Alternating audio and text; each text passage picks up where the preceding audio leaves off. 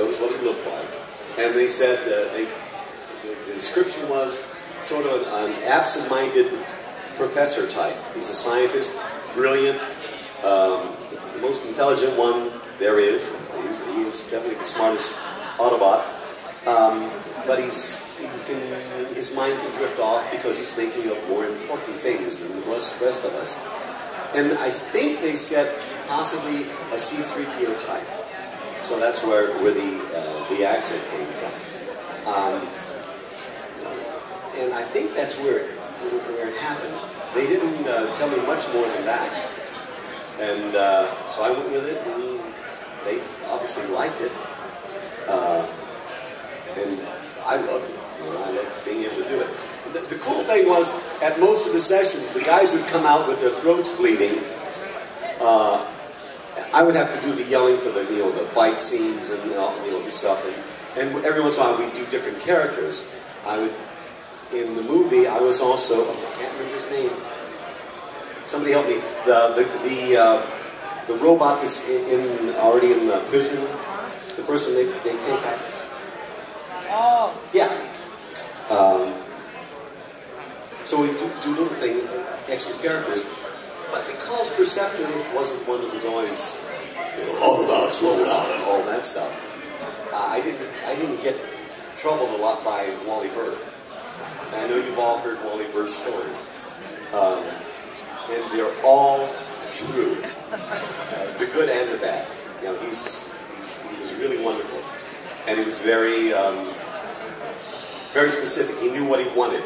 I got accused of being a teacher's pet from time to time because Wally liked what I did.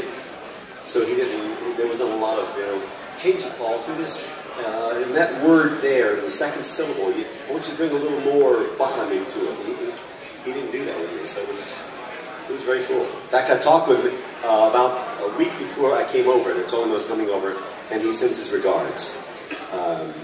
He's pretty special. Guys?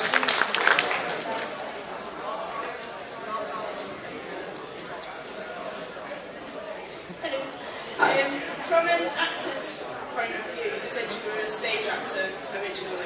I'm presuming in those types of theatre you learn how to develop characters and things like that. As a voice actor, are you able to develop characters? Can you go into the backgrounds of where they came from and try and build on? Listen, some of the auditions you have, they'll have backstory on the character. There are times, and I'm not kidding, there are times when we have an audition for something, and they'll have a page full of the character's backstory, who his father was, who his mother was, where they lived, or what they believed. Very, very, very detailed stuff. The picture, and I'm not kidding, literally a page full of stuff. And then the audition will be, I wouldn't go in there if I were you.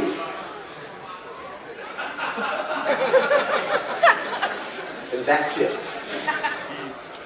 And that, sincerely, we get that sometimes, where you get all this stuff, and then, okay, well, how do you make sure that you understand that his mother had left him when he was a child, and the father was not abusive, but just didn't care that much about him, and that he had invested all of his money, at a young age, and do you know what I mean? It's like, how do you get that in with that one line? So sometimes you just guess. But you know that eventually all of that will be developed. All the backstory will be developed later. Sometimes they don't give you a lot. But I always tell anyone who's going into voice acting, if you can take an acting class from someone, do it. Because just having a good voice or a funny voice, or you can do cute stuff, or you can mimic people, that could work for a time. But eventually, you've got to have some honesty to it. I think that's one of the things that work with Transformers. There's an honesty. There's they're big metal robots and all that stuff. There's something at the core. There are some characters that are okay, let me do this funny voice, and it works. But sometimes over a career, you have to have more. So I approach the voice work the way I approach stage work or film or anything else. Except it's just harder because you've got to put your face, you've got to put everything that you're feeling, all that stuff into that microphone, you know, and you've got to be present there, you know, instead of just being, oh man, this is cute, whatever. Does that make any sense at all? Yeah. Okay. Good. She's got her hand up. Hi there. I was Hello. wondering, well, how many takes did you do for the preceptor voice when Ultra Magnus asked him where to land? How many takes did you do to get that sentence right? Oh, which sentence? Help me. The sentence that you said very fastly. What? The navigation where you had to go to Junkyard. Oh, yeah. Oh, one take. Yeah. They call me One Take Paul. Do it again. It's always good on the first take. No.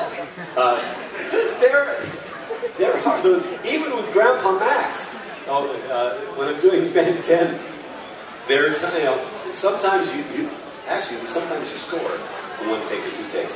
As I recall, it was more, maybe 5 or 6. But all of us have had 13, 14, 15 takes without Wally Burr saying, don't do that, or try something different. Sometimes your mouth doesn't agree with your brain.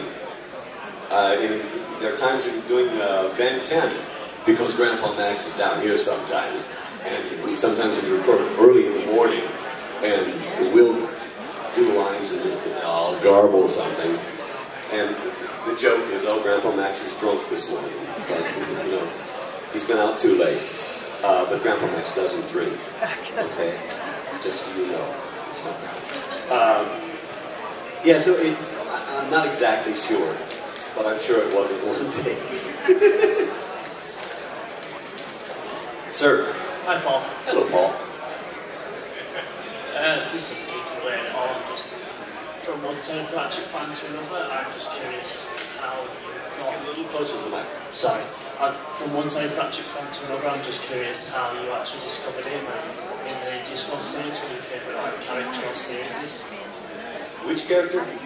How you got into him, of which series, like the Death, the Wizards, the Witches, which is your favourite? I'm having a hard time. Terry Pratchett. Terry Pratchett. How did you? Oh, yes. How did you get into Terry Pratchett? Terry Pratchett. I discovered Terry Pratchett all on my own, with the help of my wife. My wife was a massive fan of Terry Pratchett, said, you've got to read this stuff. And I started reading Terry Pratchett, and I can't stop. He's on my Kindle upstairs. Every time I get a chance, I have to stop and read. Do you all know Terry Pratchett? Yeah. You like Terry Pratchett? I think he's freaking brilliant. He takes me to places that I didn't imagine.